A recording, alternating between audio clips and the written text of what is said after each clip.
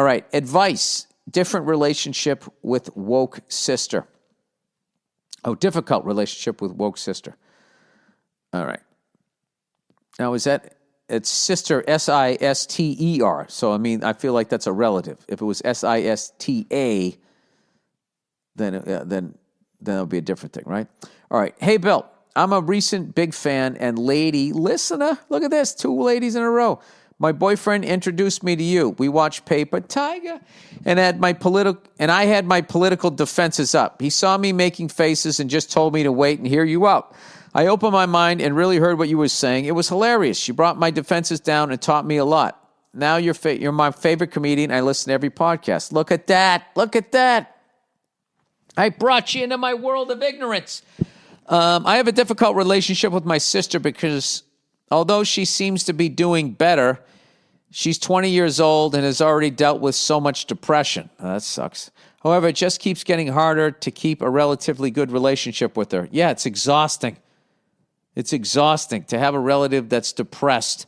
To try to fucking pull them up off the mat every day is exhausting.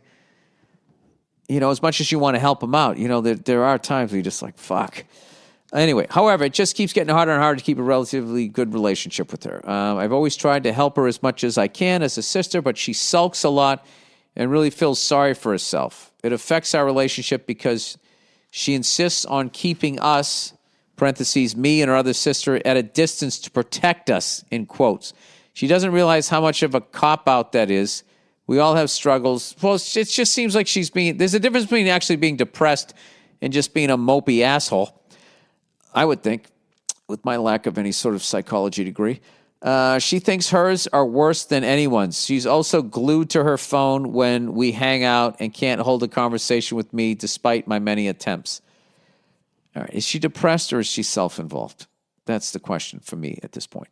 Anyways, it seems like she spends all of her time on social media, so it seems fitting with all this that she would fall victim to the white women hijacked woke movement.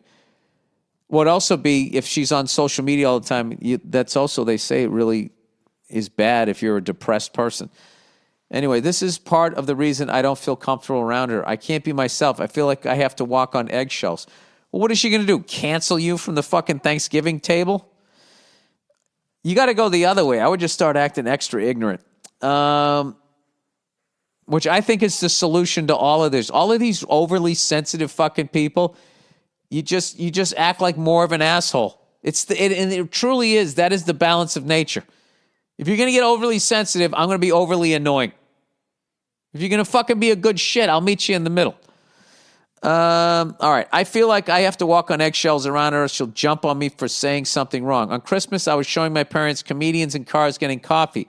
My mom wanted to watch the Dave Chappelle episode, and my sister blew up at us about how we made some violently transphobic comments and went to her room.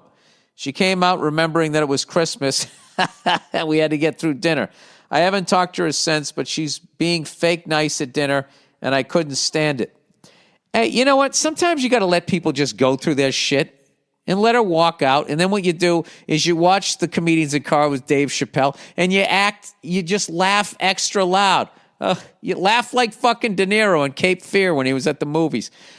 Since my problem with her is twofold, I don't know how to approach it. I'm tired of trying to meet her halfway. She calls me and acts like she wants to hang out, but when she does, she doesn't do anything. It's like she's not even there. How do I explain to her how I feel without her getting defensive? Should I even try to talk to her at all? Where should I start? Anything helps. Thank you for reading. I appreciate your perspective. Yeah, you are completely being held hostage by her emotions. All right? This person doesn't sound depressed to me. They just sound like a fucking asshole. This is what I would try. But, you know, if she really is depressed, I don't want you to say something fucked up to her, and God forbid she does something crazy. So what I would do is I just would stop fucking reaching out to her as much. And when you hang around with her, if she wants to be a mopey asshole, that is not your fucking problem. When you were a kid and you laid in bed and you were like, what is my dream in life? Is my dream in life to cheer up mopey assholes? Try to figure out why they're mopey, even though I was in a good fucking mood? Fuck her. If you want to watch Comedians in Cars with Dave Chappelle, you watch that shit. She doesn't want it. She wants to go to her room. Fine, let her go to her room.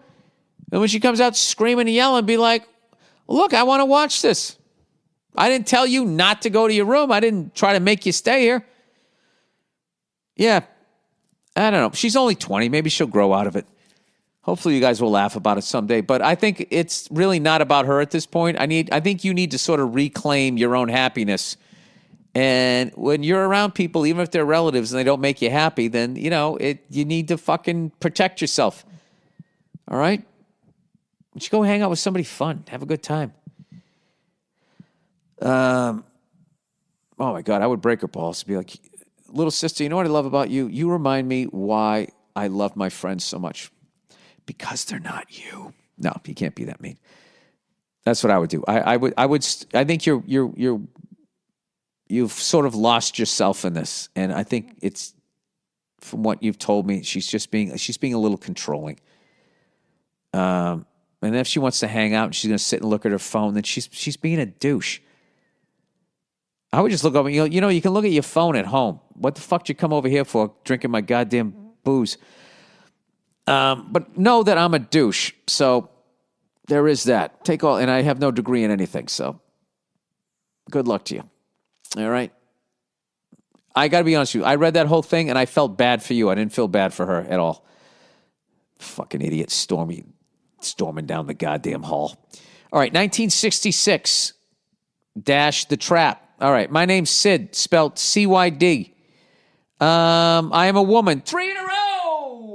And a computer programmer. Love your podcast.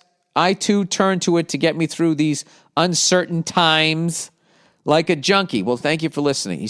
She says, my movie recommendation is the 1966 movie The Trap with Oliver Reed. Hard to find, though. I bet I could find it online. It's got to be somewhere. And also, you like them Animal Prey shows. You got to see the show I Was Prey. Specifically season 2, episode 3, about the hippo and the tour guide. Oh my God. This is people who almost got eaten. The whole I Was Prey series about people being turned into prey by wild animals. Better than a horror movie.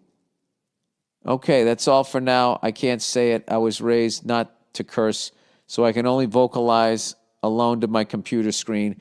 GFY. I respect that. Nice, classy person. The Trap. I will definitely check that out. Well, thank you guys for writing in. Loved hearing from the ladies. Love hearing from people around the world. All of that shit. Love it. Love hearing from sports fans. The whole goddamn thing. So thank you guys for listening. I hope you guys are going to tune in and watch the Ohio State-Alabama game tomorrow. And that's it. Go fuck yourselves. I'll check in on you on Thursday.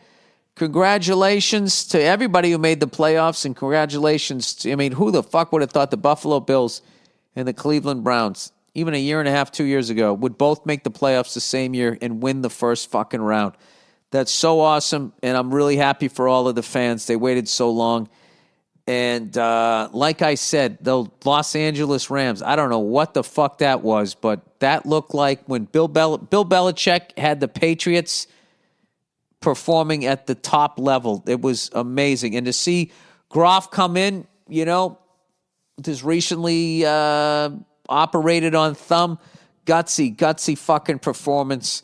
It was just great. It was great. I love seeing I don't know. There's just the X's and O's of that and how everybody did their job and shut down an incredibly talented team like the Seattle Seahawks and, what's his face there? Flanders. Fuck am I spacing on his name? Oh, Sneaky Pete. Pete Carroll. He really got that defense where they needed to be. They were letting up all kinds of points early in the year. I thought he did an unbelievable job this year coaching. He's such a great coach. And I was looking forward to watching them deep into the playoffs, and then they ran into that L.A. team. Just, god damn, did they shut them down. It was, as a football fan, it was a pleasure to watch. So that's it. And also, I don't know, as a Pats fan, first time in fucking 2 decades my team isn't in it.